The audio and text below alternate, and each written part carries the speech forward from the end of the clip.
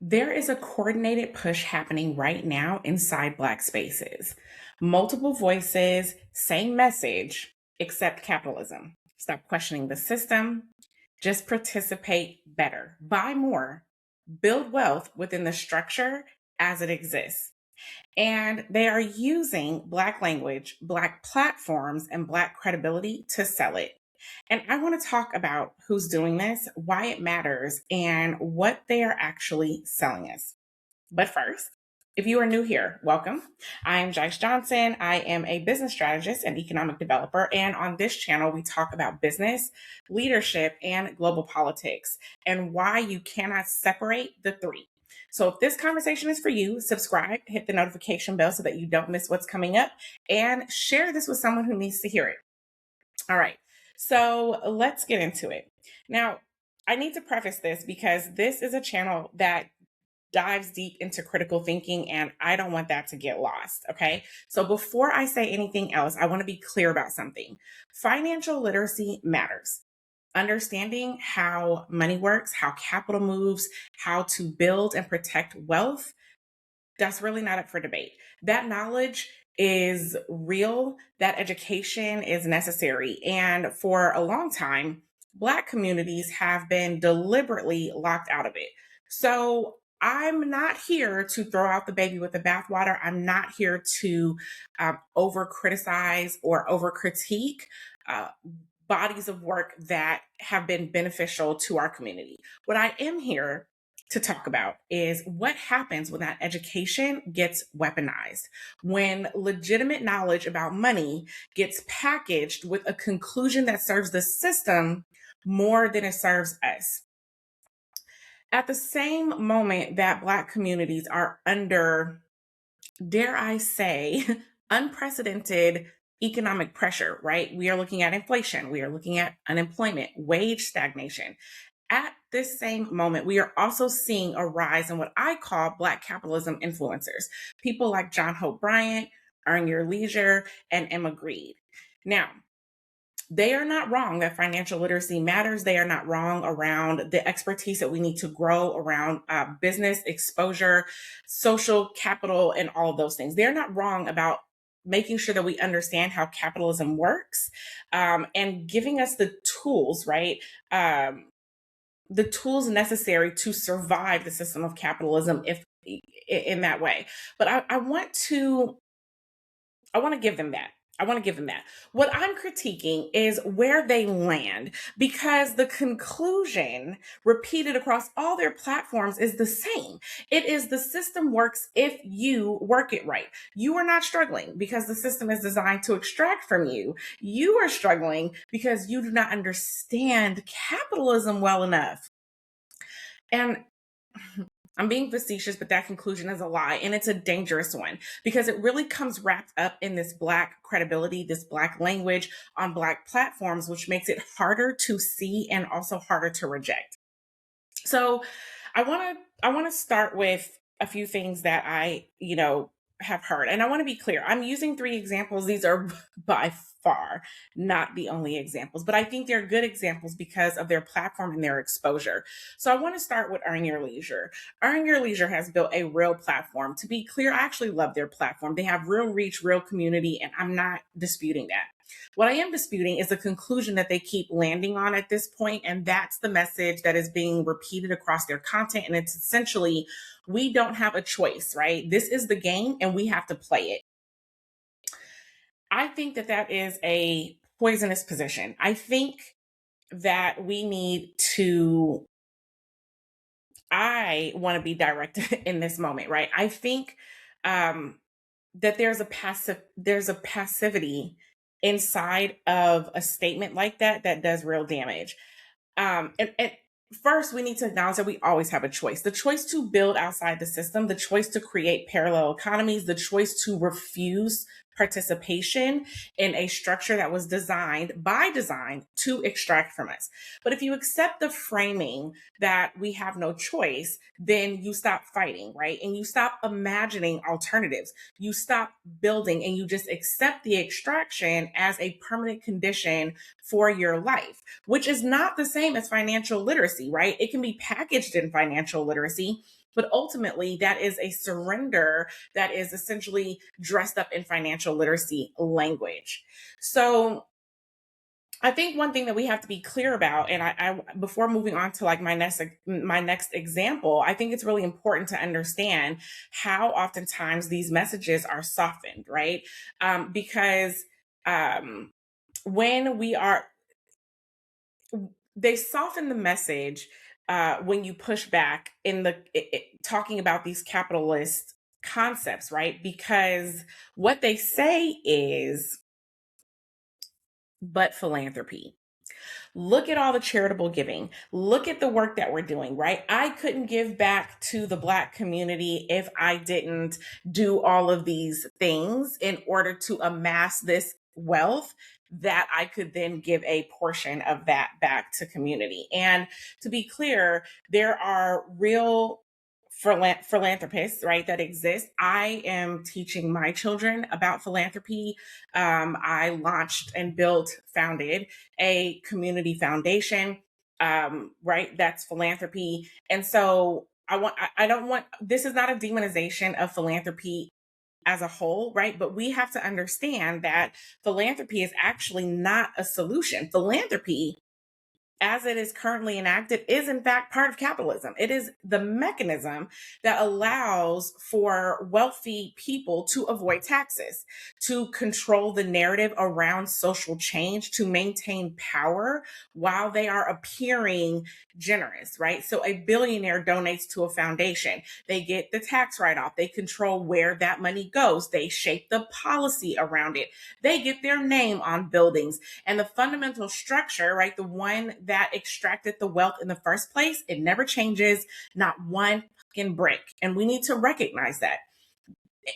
We don't talk enough about this. We don't say this part out loud, right? The largest philanthropists in the world are on the in the Epstein files. So we cannot point to philanthropy as a measure of goodness or a measure of grace. Giving money does not make you moral. It makes you strategic. And these Black capitalism voices are selling to you that same game, right? That they have this generosity within the system that is proof that the system works. And it's not proof of anything except that power protects itself. So I want to start by that, because one of the things whenever we start this critique and we're talking about Blackness that we see as successful is we want to talk about how much they give back to the Black community. And so we need to make that distinction really clear, that philanthropy as it currently exists is a part of the system. Now, I want to talk a little bit about John Hope Bryant, right? Because I think he started out with what looks like genuine intent, and you know, he has a fantastic story pulling himself out of poverty. His mom sounds like an amazing woman, right? Building wealth, helping others to do the same. You know, if you're familiar with his organization, right? Operation Hope. You know, there's a lot that's there, and this is a real story, right? And so I don't want to dismiss any of that at all. But over time, as he has gotten access to elite circles, as the money and the rooms have changed, something has shifted. He has stopped pushing people to build alternatives, and he has started pushing people to accept capitalism and participate better within it. That is the trajectory. It seems to be the trajectory, right? It's not unique to him. It starts with good intent. You get access to the money, you get access to the power, and those circles have their own logic, their own gravity, their own way of thinking, and their own way of making the system seem like it is, or feel like it is, common sense. And so then before you realize what has happened, you are defending the very structures that got you into the room, because now the room becomes the goal, and the people who sent you to that room are no longer the point, right? And so I want to contrast John Hope Bryant's kind of beginning, right, with someone who's like Emma Grede, who is a very different case. And I want to be precise about why. The message that she's selling as she goes around selling her book, in particular selling to Black women, is this. She is saying that the reason you are not getting promoted is because you lack visibility, right? And I know that's not the entire premise of her book. I don't have the book, don't intend to get the book. at least at this point. But her talking points within her interviews have been very clear around certain concepts, right? One in particular that went viral is this concept of lack of visibility. But you need to go back into the office. You need to be seen. You need to show up, right? The problem is your presence and it's not the structure. And that is gaslighting, right? Like just full stop, gaslighting. It shifts the blame from a system that has been built over centuries to keep Black women out, to keep women out. And then the further layer of that is to keep Black women out, to the individual Black woman who is not trying hard enough, who has not mastered how to break through the glass ceiling, right? And that's your invisibility, right? It's not your barriers. You know, it's not the barriers, rather, it's your behavior. And here's a little bit again contrasting her against John Hope Bryant, where context matters, because it's, and I want to make this clear, it's not separate from the argument. It is the argument. Emma Grede is racially ambiguous. She is married to a white man. She built her platform through access to the Kardashians, access to access that most Black women will never have, right? You know, even her prior to meeting the Kardashians, growing a brand that she was able to sell with her white husband. That can't be overlooked, right? And so she's looking at opportunities that most Black women will never see, and she is using that platform to tell Black women that the reason they are not where she is visibility. That's not just wrong, that's harmful, because it uses proximity to Blackness to legitimize a message that blames Black women for a structure that they did not build and cannot individually dismantle. And she is selling a book on it, profiting from it, using the outrage that it has generated and the conversations that it has generated to drive more engagement. And that is the architecture of a false prophet, right? The identity that provides the credibility, but the message protects the system. And Black women are the product that is being sold. So I don't believe that the timing is accidental, right? Like, I hope that you can see this clearly. There's a push, all of it, right, happening right now. When Black communities are the most economically vulnerable that we have been, when inflation is high, when unemployment or employment rather is precarious, and when people are desperate enough to buy a course and buy a book and a blueprint that is going to promise you a way through, that's not a coincidence. When people are desperate, they are more likely to accept narratives that blame themselves. They are more likely to believe that if they just understood the system better, if they just worked harder, if they just showed up more, that they too would make it. And that the economic pressure that they are experiencing, right, creates the conditions that these voices need in order to thrive. And it's coordinated, even if those voices don't know that they're a part of the coordination. Whether, you know, it's by explicit design or just by market logic, the outcome is the same. You are being sold acceptance of your own extraction. Let me bring this down. I want to strip away the language, right? Let's strip away the books and the courses and the financial literacy, branding, and all of that, right? Here's what's actually being sold. What's being sold is acceptance of a system that is designed to extract from you.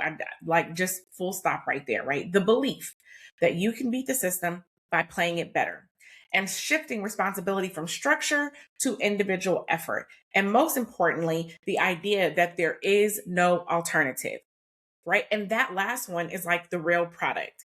It's not the book, it's not the course, it's not the conference ticket. The product is your surrender to capitalism. They are selling it back to you, as I have said, in Black language and on Black platforms with Black faces, so that it feels like liberation when it's actually the opposite.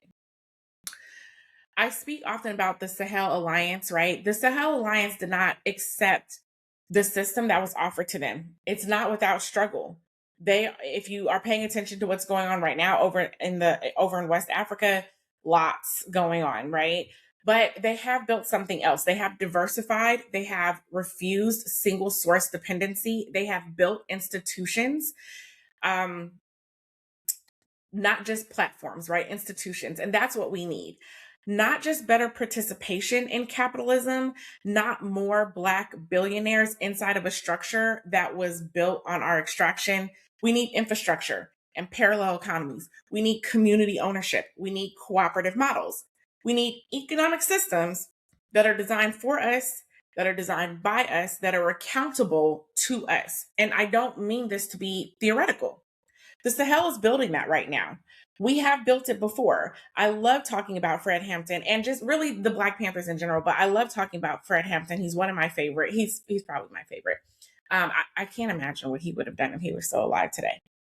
But Fred Hampton understood this, right? Like the Rainbow Coalition understood this, the collective power over individual positioning every time.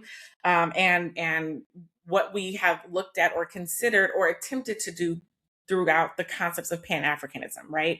So these voices, right? Bryant, Earn Your Leisure, Grede, they are not prophets. They're not prophets. They're salespeople. And the product that they are selling is your continued extraction. So I'm Jice Johnson. And on this channel, we're not buying it. Instead, we're building. If this conversation landed for you, I want you to stay connected. I want you to stay connected with me beyond this platform. So come find me on my Substack. That is where you can find my frameworks and other analysis, more context, and the type of conversations that you can sit with beyond a YouTube video. The link is in the description. I would love if you would like this video, if it added anything to your thought process, anything to the way that you're thinking about what's taking place right now. Share it if you know someone who needs to hear it, and subscribe so that you can be here for what comes next. Again, I'm Jice Johnson, and I will see you in the next one.